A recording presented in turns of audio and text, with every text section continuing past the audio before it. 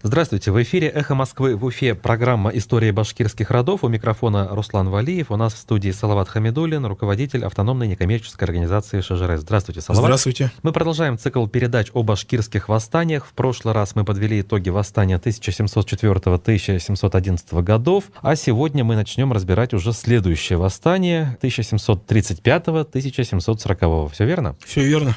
Предыдущее восстание возымело успех, на десятилетие практически Башкирия выпала из правового поля России, однако этот процесс завершился к концу 20-х годов 18 века. Башкиры вновь признали власть протекторат России, продолжили платить налоги, однако это, видимо, происходило недолго, и уже через 15 лет назрело новое восстание. Давайте разберем предпосылки. В прошлой программе мы уже говорили, что вот та ситуация политическая, которая сложилась на юго-востоке Российской империи, была тревожной, неопределенной и так или иначе должна была выразиться в попытке России что-то сделать с Башкирией. Это одно направление. Ведь когда Петр I умер в 1725 году, он, как передает историк Рычков, две задачи поставил перед своими преемниками в отношении юго-восточной политики. Открыть дорогу в Полуденную Азию, то есть в Среднюю Азию. И второе, на вечные времена обуздать своевольный башкирский народ. То есть он понимал, что без решения этих двух вопросов не то, что покоя не будет. С одной стороны, ведь Россия, как уважающая себя империя, она тоже хотела иметь свои какие-то колониальные владения в Азии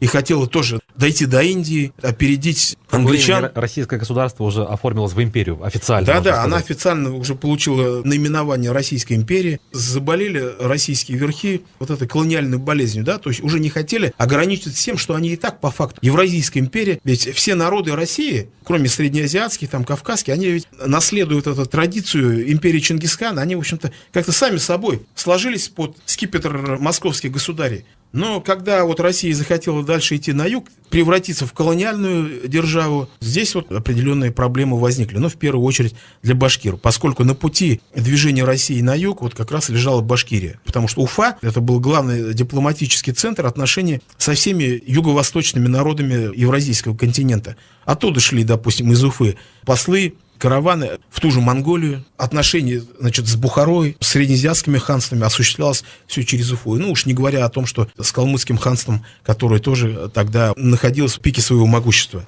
Ситуация такая складывается, что в первой четверти XVIII века опять началось, как столетием ранее, в начале XVII века началось движение калмыков из Монголии, а в начале XVIII века начали двигаться в западном направлении джунгары, сородичи калмыков, которые остались в Средней Азии. Начинается это джунгарское нашествие. Джунгария, государство монголов-айратов, начинает свою западную экспансию, занимает районы Южной Сибири, далее движутся на казахов. Казахов взбивает с их территории. Казахстан ведь, это сейчас нам кажется, что граница Казахстана, она, за рекой Урал, Казахстан. Но тогда ведь так не было. Казахи находились очень далеко на юго-востоке, наверное, скорее всего, это была территория в основном восточного Казахстана нынешнего. Но джунгары их сдвигают, и казахи, отступая под давлением джунгар, откатываются на северо-запад и начинают занимать башкирские земли. А тогда башкирские земли — это территория всей этой Актюбинской области Казахстана, часть территории западного Казахстана тогда входила в состав Башкирии. Башкиры там имели, конечно, очень редкие поселения, практически, можно сказать, это были их угодья, такие огромные угодья,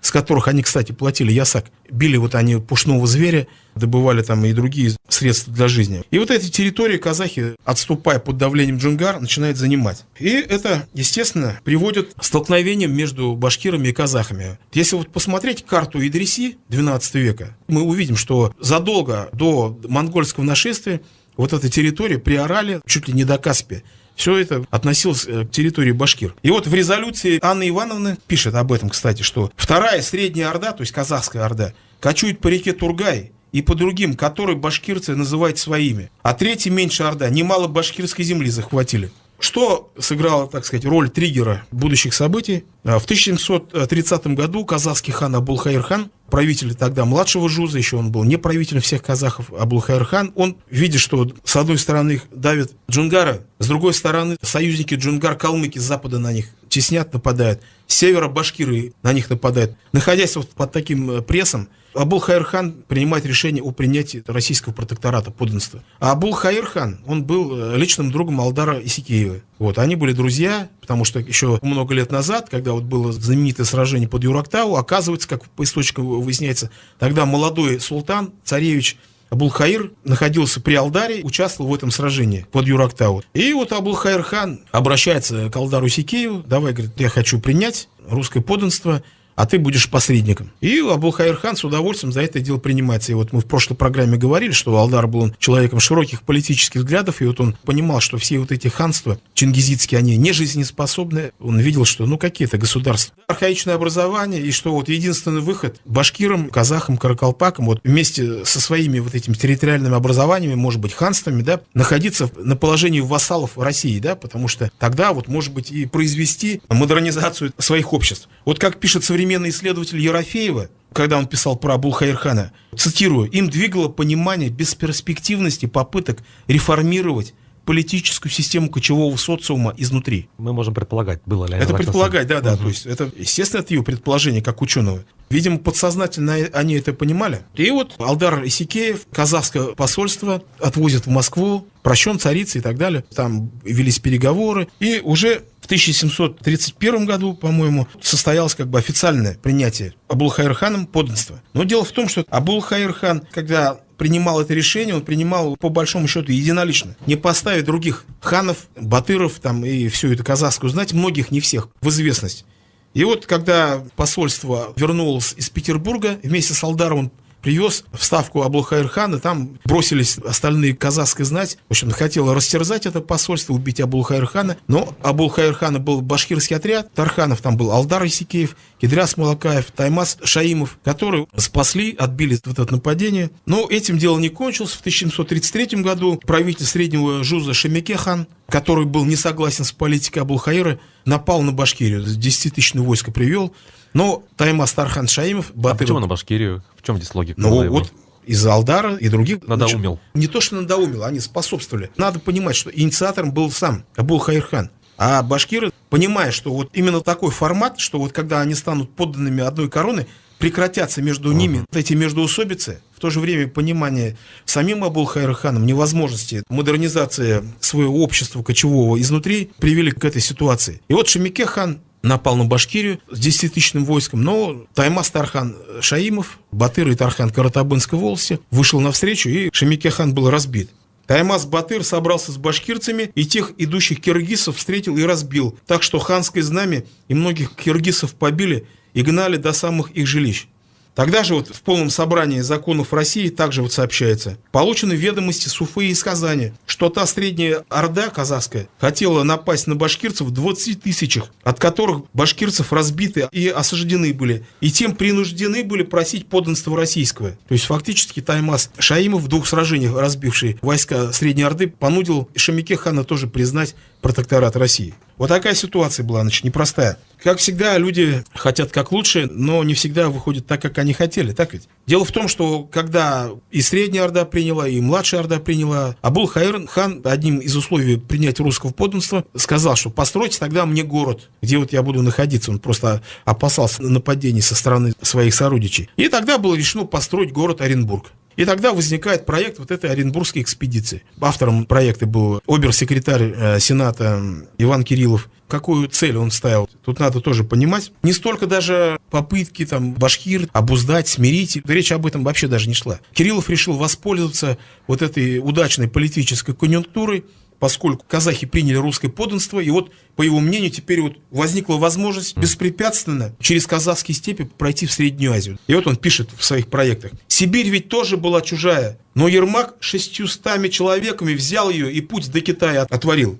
И вот он тоже начал мечтать, себя таким российским Кортесом возомнил. Проект заключался, вот сейчас, когда мы изучаем идею этого проекта, ну, она кажется вообще какой-то безумной совершенно. То есть они хотели пешком добраться до Аральского моря. Они считали, что оно рядом совсем. Причем сейчас вот современные ученые говорят, что, возможно, был путь гораздо ближе и лучше. Идти, значит, к Аральскому морю не из Уфы, как он, а идти из Самары гораздо ближе. До Самары можно было по Волге все необходимые материалы сплавить. Потом, допустим, если бы они хотели строить город для Абулхаира, могли бы там же где-то поставить, на той оконечности. И оттуда до Аральского моря путь гораздо ближе. Но они вот избрали вот этот окольный путь и, забегая вперед, спровоцировали башкирское восстание. Представления о географии, наверное, были еще не очень развиты. Ну, я думаю, что то, что вот как раз посредниками сыграли Алдар Тархан, там Таймас Шаимов и Ильяс Мулакаев, башкирские тарханы. И Кириллов думал, что вот весь башкирский народ будет, значит, ему помогать вот в движении туда, в Азию. Оказалось, что нет. Как Абул-Хайр-хан не выражал точку зрения своего народа, так же и Алдар вот на тот момент не выражал спектр мнения всего башкирского народа. Как это потом выяснится. И вот была такая идея, что вот они строят город Оренбург в устье реки Орь. Почему Оренбург? Река Орь, она впадает в Яик. Оттуда, от Ори, сухопутным путем везут бревна, доски, там, стройматериалы до Аральского моря. Потом на Аральском море строят флот, корабли. То есть они представляли себе, что Аральское море имеет куда-то выход? А дальше вверх по Амударье и Сырдарье, подняться в Бадахшан, перелезть через гору Бадахшан и прийти там через Гималай и Гиндукуш. Ну вот она Индия. И вот она Индия. Понимаете? Даже безумие какое-то. Не знаю, насколько это возможно через Гиндукуш пролезть в Индию. А там как раз Гиндукуш загораживал, а там еще был Афганистан. А как через афганцев они собирались проходить? Много-много-много вопросов. И начали делать экспедицию. Но, к счастью или к сожалению, когда башкиры увидели, к чему это ведет, созрело решение воспротивиться этой Оренбургской экспедиции. Хотя многие исследователи говорят, да не надо было. Говорит, а что их смущало? Да бог с миром пошли бы, и вся бы эта экспедиция погибла просто. И все, и никто бы не вернулся. Нет, решили, вот как же так, по их территории будет проходить. И вот молодая поросль вот этих бунтовщиков, уже не алдаровское поколение, а младше, назвали Алдара Куштаном, то есть предателем. Там даже разорили его поместье. В общем-то, высказали Шаиму Таймасову, там, несмотря что Алдар был легендарная личность, герой. К этому времени Кириллов со своим отрядом прошел к реке Орь, и там заложил основу первого Оренбурга, не нынешнего Оренбурга. Оренбург 3 раза место менял. Да. Того первого Оренбурга, сейчас это город Орск, заложил основу. К этому, значит, шел Вологодский драгунский полк на соединение с Кирилловым, не доходя до урочища Зерган, это вот сейчас село Зерган в Мелюзовском районе. Вот этот Вологодский драгунский полк подвергся нападению башкир под предводительством кельмяка Абыза Нурушева. Это был башкир Юрматынской волости. И с этого момента началось восстание 1735-40-х годов.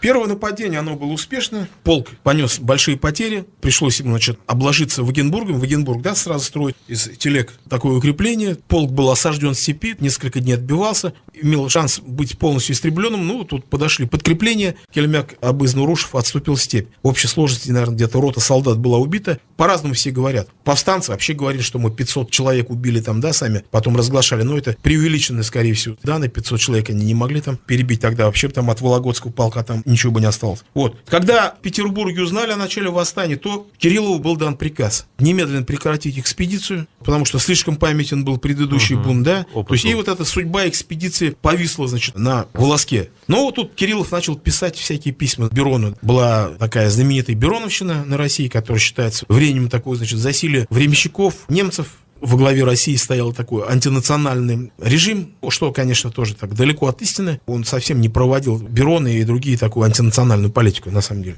Начал писать Кириллов Берону, объясняя, что нет, это ерунда, все, в какой степени ему удалось отсрочить свертывание этой экспедиции, но, тем не менее, саму экспедицию, как индейский поход, пришлось отменять. И вместо этого пришлось, значит, заниматься подавлением башкирского восстания. Вот такая ситуация. После того, как вот этот первый отряд Вологодский был разгромлен и потом отступил, дальше как развивались события? Весть о нападении на Вологодский полк стала сигналом, и сразу вспыхнуло и восстание в Зауральской Башкирии, потому что там в верховьях реки Яик была основана Верхояицкая крепость. Была какая идея, что вот из сибирских слобод будут везти хлеб, привозить в Верхояицкую крепость, это сейчас город Верхнеуральск, Челябинской области, оттуда на баржах сплавлять по Яйку к Оренбургу, к этому Корску. Вот такая была задача. То есть основание Оренбурга вызвало, значит, дополнительное строительство. Строительство дополнительных опорных пунктов. В частности, Верхояицкой крепости или пристани, как ее тогда называли. Естественно, вот это строительство на земле башкир Каратабынской волости вызвало недовольство башкир Зауралья. Лидером стал башкир Каратабынской волости Юсуп Батыр Арыков. Собрав отряд, поймал вот этого Тархана Шаимова, которого вот знаем, что Шемике хана разбил и был одним из инициаторов вхождения Казахстана в состав российского государства. Поймал, держал, короче, у себя там в плену. Далее, значит, он напал на царский отряд, сибирский драгунский полк Арсеньева, который шел к Верхояицкой крепости. Вернее, сначала туда шел обоз, напал на этот обоз, не дал дойти до Верхояицкого. Но здесь вот я усматриваю, он как бы не хотел, он мог ведь этот обоз уничтожить. небольшой отряд его прикрывал, но не стал его уничтожать, просто вынудил этот обоз вернуться в Освоясь. И тогда вот для наказания пошел Сибирский драгунский полк полковника Арсеньева, и вот там было сражение, полк понес потери, и тоже был вынужден отступить назад. И вот, вот он не дал дойти вот этим всем силам до Верхояйска. А потом захватил Верхояйск, гарнизон уничтожил. Но самое главное, он не дал провианту дойти до Оренбурга. Начался голод в этом Оренбурге. И уже в конце 1935 года, они несколько месяцев на таком голодном пайке жили, потом, когда сил уже не было, 700 человек двинулось пешком из Оренбурга в Сакмарский городок, да, это сейчас, по-моему, поселок Сакмарский под Оренбургом, двинулся туда, но по пути стояла холодная погода, и 700 человек, 500 человек умерло в степи от голода и от обморожения. То есть, фактически, гарнизон Оренбурга также, погиб. В это время в Башкирию приходят другие силы. Видя, что Кириллов не справляется, главнокомандующим назначается генерал-лейтенант Румянцев, отец фельдмаршала Петра Румянцева-Задунайского, который прославится в будущих русско-турецких войнах. Сюда же прибывает другой командир, полковник Алексей Иванович Тевкелев. Мы в прошлой передаче о нем говорили, тогда он еще был Кутлу Мухаммед Мурза Тевкелев, сейчас тут он крестился. Я вот разговаривал с историком Натальей Федоровной Демидовой, покойной, к сожалению, уже, это большой специалист по истории Башкирии. Мне говорил и где-то вроде писала, что вот как раз крестным отцом Тевкелева как раз был Кириллов. Тевкелев участвовал в персидском походе Петра I, то есть он тоже вот был заражен вот этой идеей продвижения России на восток, даже империалистической идеей. И здесь в начале 1736 года оставил свой кровавый след в истории Башкирии, когда вот случилась так называемая Сиантусская трагедия. 11 января 1736 года полковник Тевкелев прибыл в аул Сиантус Балыкчинской волости, это вот сейчас Аскинский район, схватил несколько человек из местных людей и после пыток добился у них признательных показаний, что вот они, дескать, готовили нападение на его отряд, что вот они бунтовщики и так далее, и так далее. Ну, там, возможно, и на самом деле там что-то имело место, но это в любом случае не оправдывает его дальнейшие действия. Далее, Рычков, Петр Рычков, знаменитый автор топографии и истории Оренбургской, который находился в отряде Тевкелева, и сам присутствовал во время этой расправы. Вот что он писал. «Близ 1000 человек с женами и детьми их в онной деревне было перестреляно и от других штыками переколото. Сверх того 105 человек забраны были в один амбар и тут огнем сожжены. Причем всего удивительнее, что многих из тех воров, будучи в огне, имеющиеся в амбаре копья, со многими хульными и бранными словами, в стоящих тут драгун выбрасывали и нескольких тем поранили.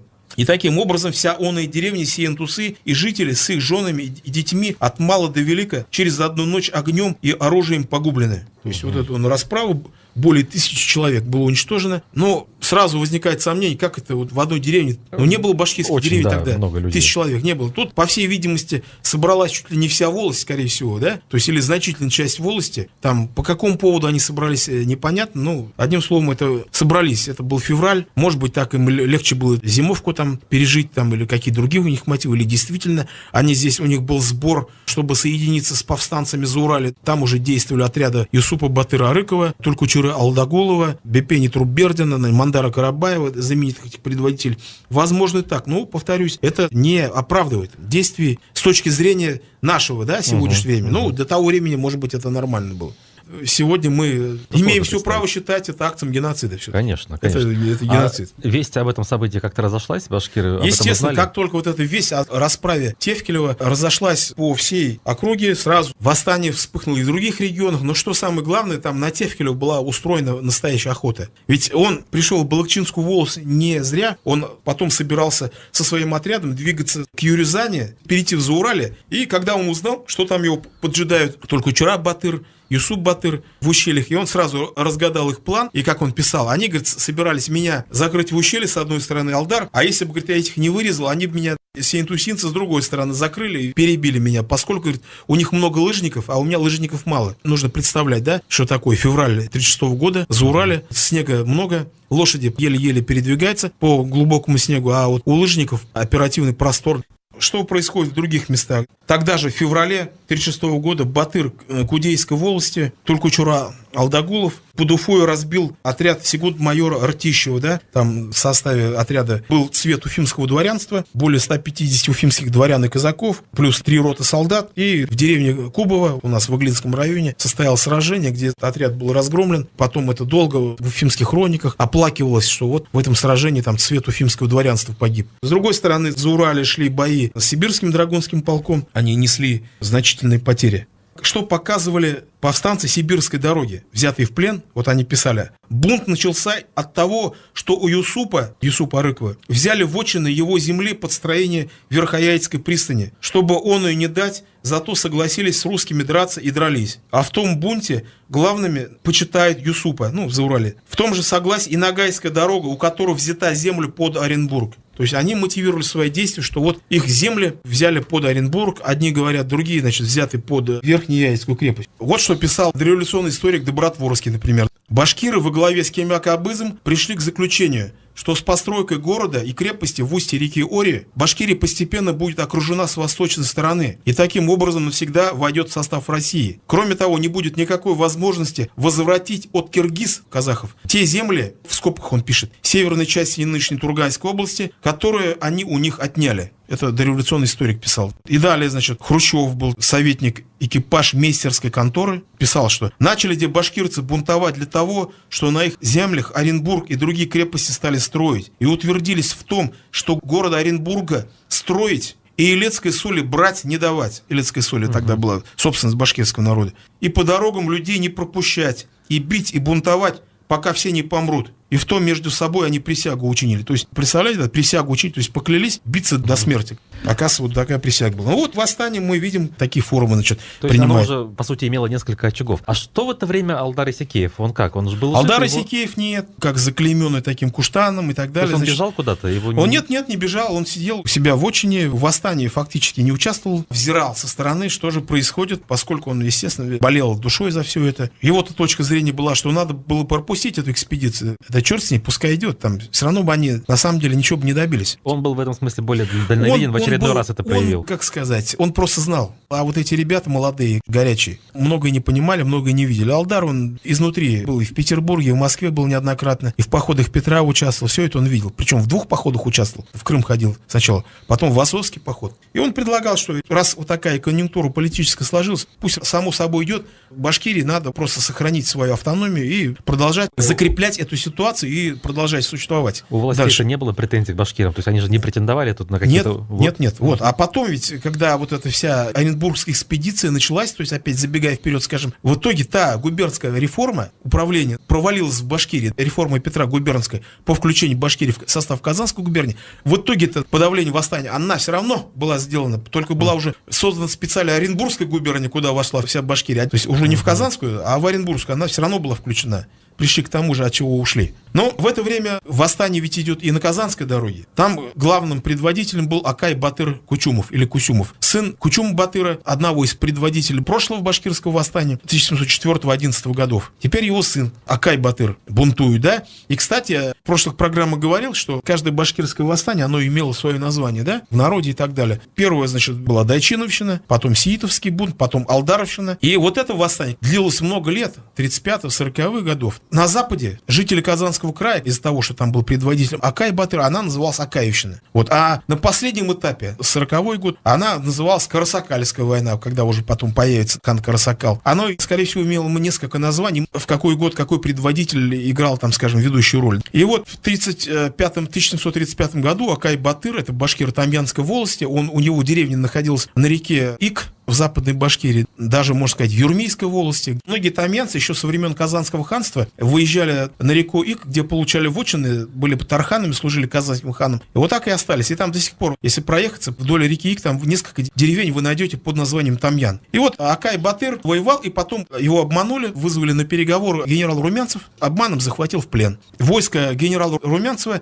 стояло у деревни Урмикеево, это нынешний Туймазинский район, когда вот по трассе М5 едешь, она из Уфы слева остается. В деревне Урмикеево стоял со своим лагерем. Там войско генерала Румянцева стоял. И вот момент 29 июня 1736 года вот это войско стояло безмятежно, и на это войско совершил ночное нападение Келемяк Абыз Нурушев, чтобы вызволить своего боевого товарища Акая. Настолько оно, видимо, было ошеломляюще. Отряд Румянцева понес большие потери. Было как минимум 2 роты солдат было убито во время этого нападения. В итоге нападение было отбито, конечно. Кельмяку Акая Батыра вызволить не удалось. Отряд отступил, но тем не менее это произвело на Румянцева такое ошеломляющее впечатление. Подробности этих событий будем разбирать уже в следующей нашей программе. Сегодня время нашего эфира подошло к концу. Я напомню, что в студии работали Руслан Валиев и Салават Хамидуллин, руководитель автономной некоммерческой организации ШЖР. До свидания. До свидания.